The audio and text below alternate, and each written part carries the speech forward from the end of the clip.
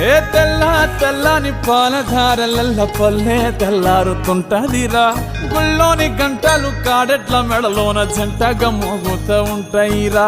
నాగలి భుజాన పెట్టుకుంటే దోస్తులు చెయ్యేసినట్టేరా కొట్టు గోదా పక్కన ఉంటే కొండంత బలగం ఉన్నట్టురా చల్లగాలి మోసుకొచ్చెరా సేను శిలకల ముచ్చట్లు దారి పొడుగు సెట్ల కొమ్మలా